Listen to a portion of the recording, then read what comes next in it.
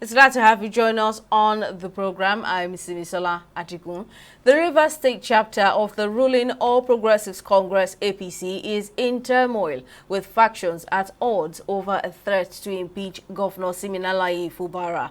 The faction led by Tony Okocha, recognized by the party's national leadership, has called for Fubara's resignation, accusing him of impeachable offenses. In response, the court recognized the faction loyal to former Governor Rotimi Amechi, led by Emeka Beke, who had criticized Okocha's demands.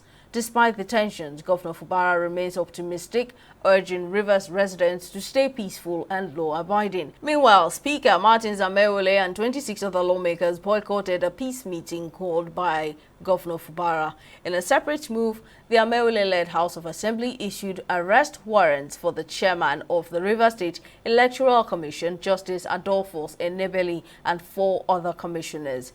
Another commissioner of the RCEC, Ibirembo Thompson, resigned, citing the Supreme Court's ruling on local government elections.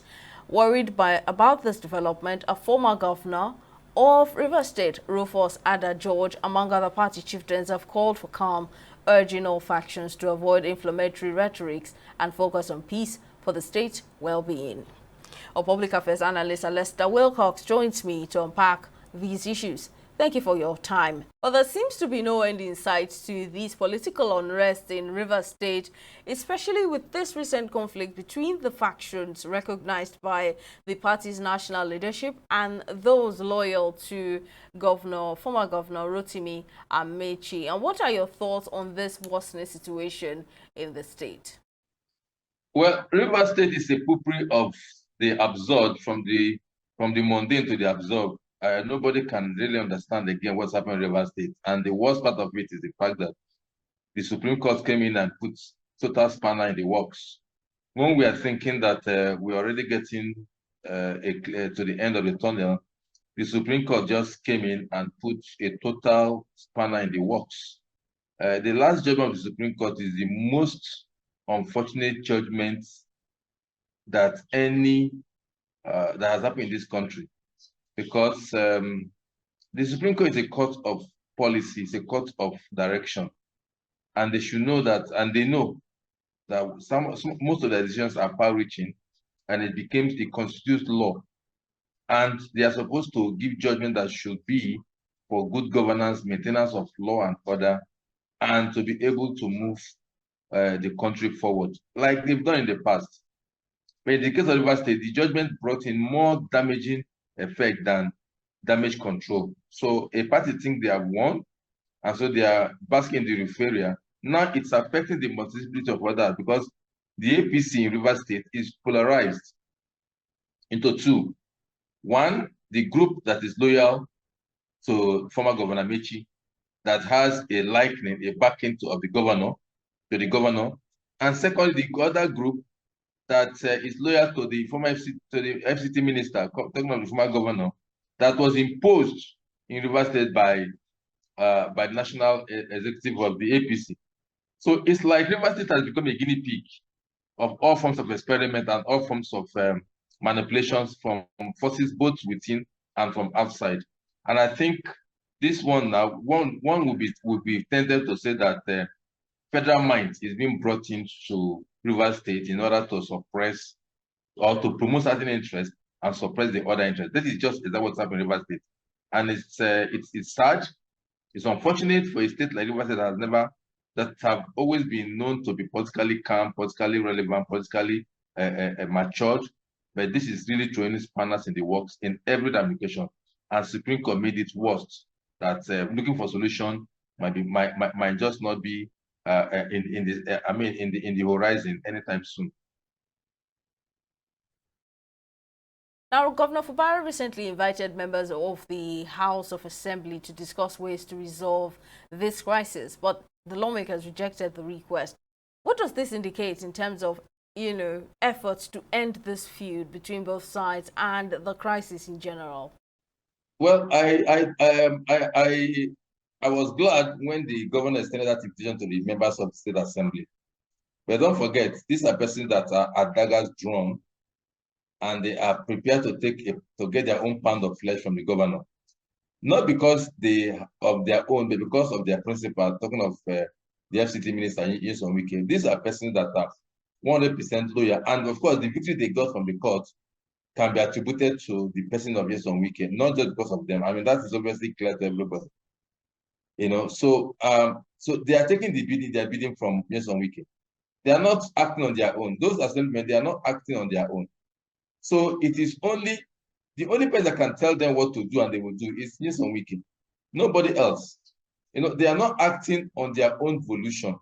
So I was surprised when I was gladdened that the governor chooses the path of peace, chooses to, okay, let us start afresh to find a political solution. Look, even after a court judgment, we have been told in this country, after a court judgment, you still negotiate implementation.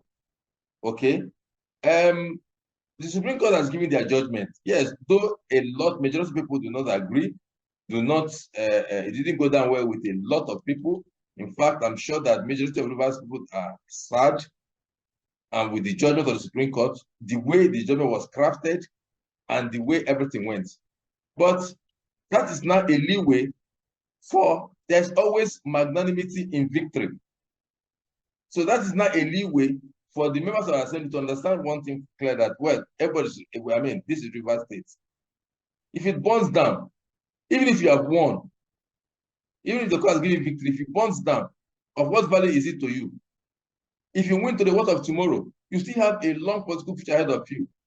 Don't forget, the people that today they're in power does not mean that you'll be in power tomorrow. Even if you win today, assuming you're not conceding, and God forbid that at the end of the day, the government even leave power, does that guarantee that you will be there tomorrow?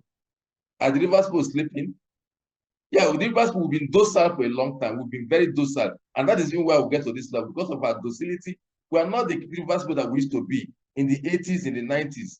The vibrant Rivers people. This generation of Rivers men and women are docile. And that is why things like this could have happened. That an individual can hold the entire state to ransom. An individual can command so much with federal backing to deal with that's what's happening is happening. So they will not, except the governor told, except the Ishmael told them, except the FCC that tells them. Because I had thought maybe there was a behind the scene negotiation before that invitation. And which would have been a good point. At least let us sit down and discuss. Even if you have your own stance, let's sit down and discuss. So I'm calling on religious leaders in Rivers State, because as it is now, even the traditional institutions most of them are already already taking sides. Some are on the side of Wike, some are on the sides of Fubara. But I think the people that hold the ace now are maybe the religious leaders. If there are still quality religious leaders in the country, in the states, I know that most of these politicians, they go to salvation ministry. Most of them go to salvation ministry. So I think it beholds on the presiding pastor, David Ibiome, to wait in and look for a way to bring peace in Rivers State. I mean, that's one church I know most politicians go to, and I've seen Wike go there. I've seen most of the assemblymen go there. I've seen Governor Fubara go there. So that seems for me a rallying point. And I think maybe a man like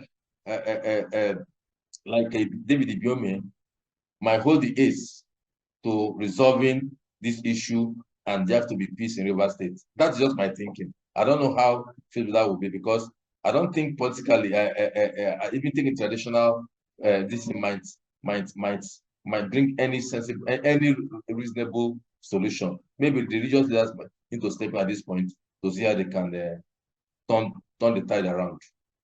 What then is your reaction to the threat issued by an ex-militant to resume hostilities if Governor Fubara is impeached, despite President Tinubu's intervention regarding the Supreme Court's verdict? Look, nobody wants anarchy. We've had it very, very rough in Rivers State in terms of militancy and violence in Rivers State. And it's heading towards that. It's heading towards that. But I don't think it will get to that level. I don't know if President Tinubu wants to intervene any longer, because his intervention, the first instance, created most of this problem, because his intervention did not go down well with the vast majority of the people. With that, is it 7 or 8 points agreement that was signed by the governor then? You know, even after signing that, he saw the resultant effect, and the president will not want to bring himself down. I don't know. He's a politician, and I don't know what goes behind the scene. I want to believe that he can still rein in Mr. Nyesom Wike, because Nyesom Wike is doing this because he has a federal job and he has some federal backing. I'm sure if he's not in the federal cabinet or he doesn't have a federal backing, I'm sure he will not be able to go this far.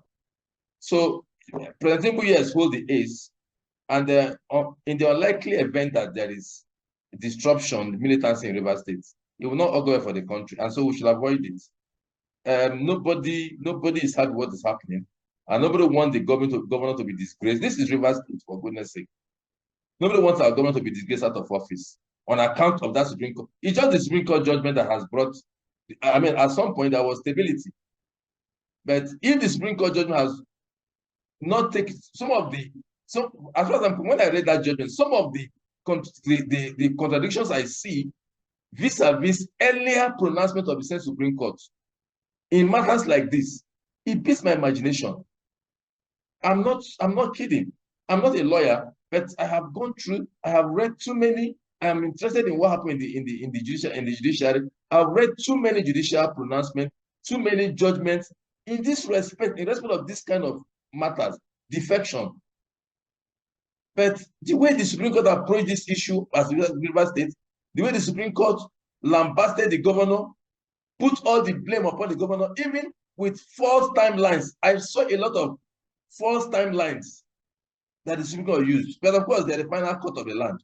So that's why a lot of people are scared of that judgment, because that judgment contradicts so many other judgments that the same Supreme Court has given.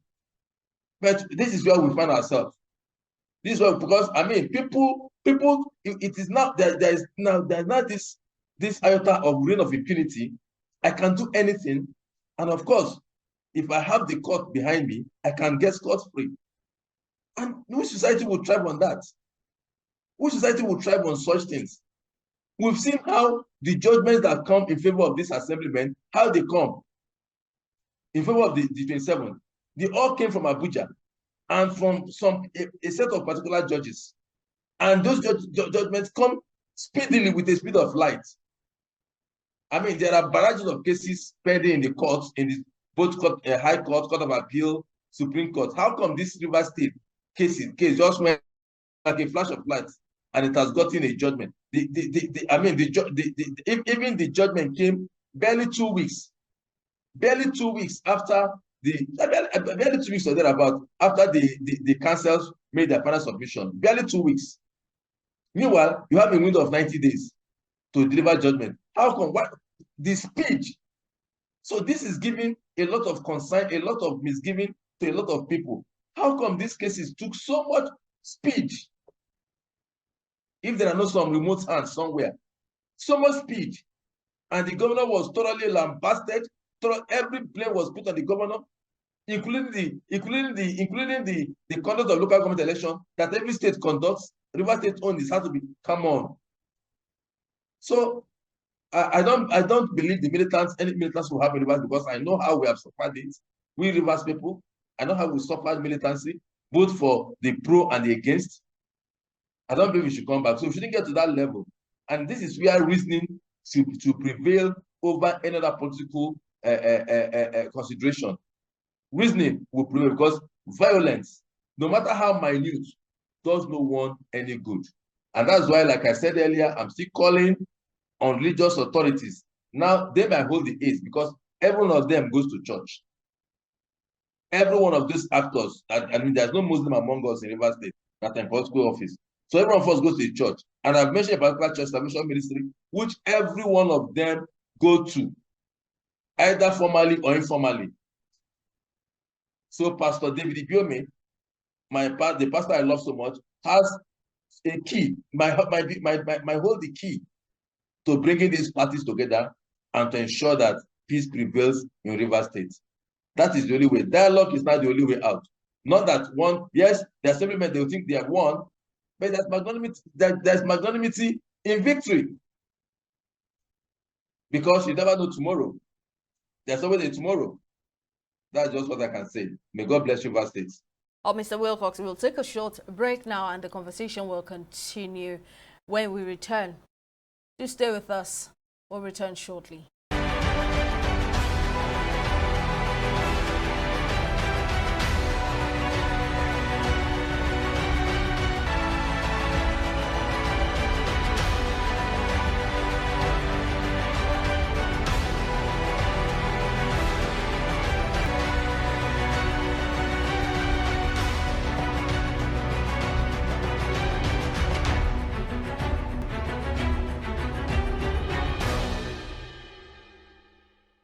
Welcome back. We're still discussing the political dispute in Rivers State, despite the intervention of the Supreme Court and the verdict. The conflict continues. Political affairs analyst Lester Wilcox is still with us on the program.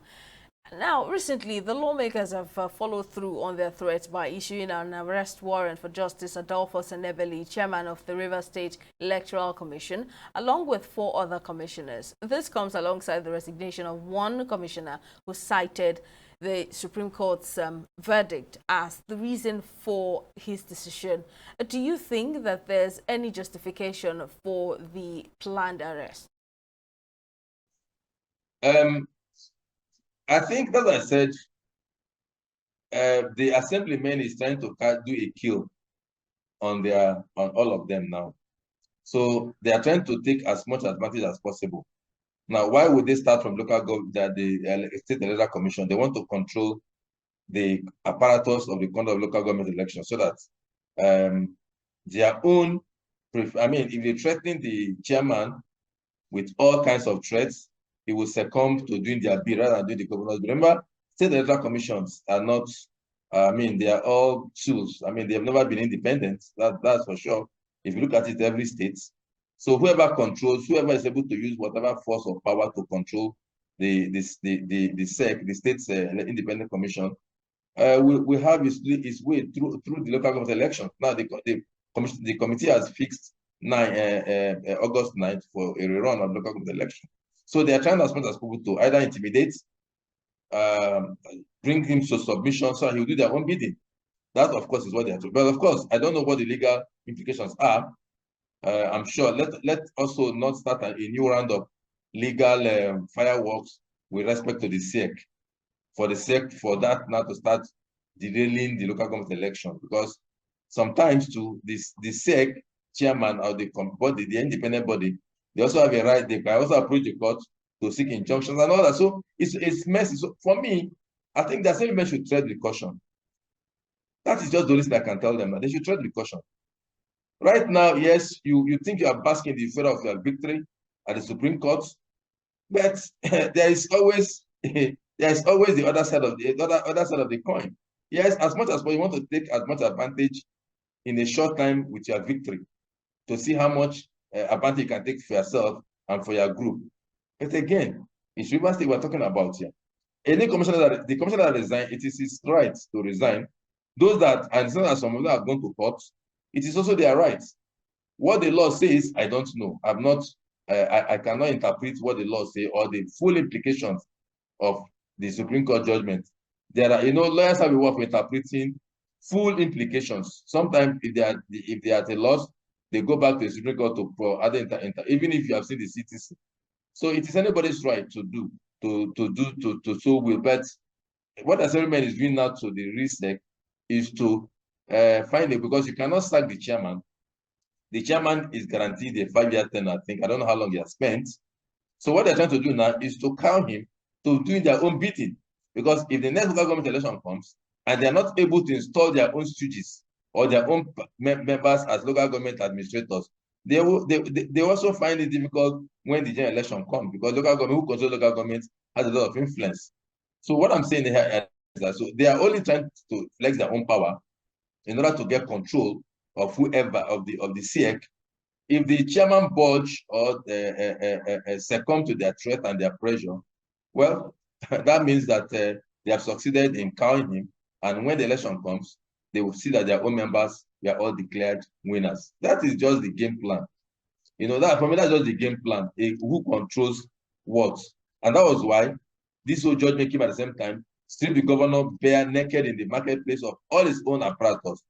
But let's say he navigates around it, because it is Rivers people that is taking the brunt, and let's see how Rivers people will react in order to maintain their sanity. Finally now, a former governor of the state, Rufus Ada-George, has also intervened in the crisis, urging all parties to sheath their swords and let peace prevail for the benefit of the people of the state. However, it seems that peace is still elusive. What would it take, at this point to ensure peace? Well, 2027 is like 2 years plus. Still far away, and 24 hours, they say in politics, is a very long time. It depends on how Governor Fubara is able to navigate through this crisis that he's facing. But one thing I can tell you for free, that Governor Fubara enjoys the support of the Rivers people. That's one thing I can tell you for free. Governor Fubara enjoys a commanding support of the Rivers people. So if in a free and credible election, you see, unfortunately, Rivers election has never been free and credible over the time. It has never been free, never has been credible over time. So even the election that brought Governor Fubara, he knows that it was never free and totally credible. But in a free, and because it now takes who holds the power, who has the power, and who holds who is able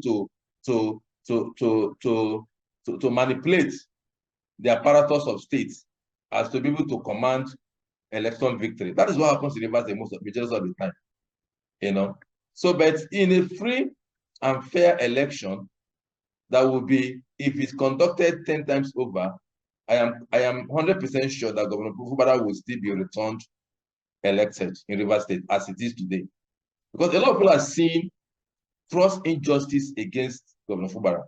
I'm not a PDP supporter or any. I'm not a supporter of PDP candidate as far as that then is concerned. I've always been sympathetic to the APC all my life, the progressive.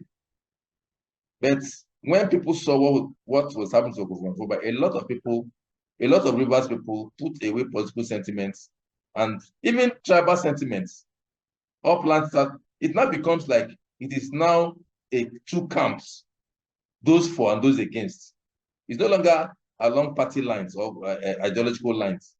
People saw gross injustice happening, and people saw that this is unwittingly the use of might against somebody presumably weaker, and that is where the Rivers people are having challenge in really comprehending exactly what is happening. So, I said that answers the question. In a free and fair contest, Governor Fubara will win in 2027 if he chooses to contest. And if all this political wave turmoil is laid to rest, and he continues in office and remain in office till 2027, Governor Fubara will win again and again. That's for sure, because the Rivers people are behind him. But again, it depends on how he navigates through this trying period and how the balance of power is as at the time of the election. So far, this situation has raised concerns among residents and political observers about the future stability and leadership of Rivers State. We only wonder how this will pan out eventually. A political affairs analyst, Lester Wilcox, we truly appreciate your time on the program. Thank you for talking to us. And that's all on this episode of the program. Thank you for watching. We'll see you next time.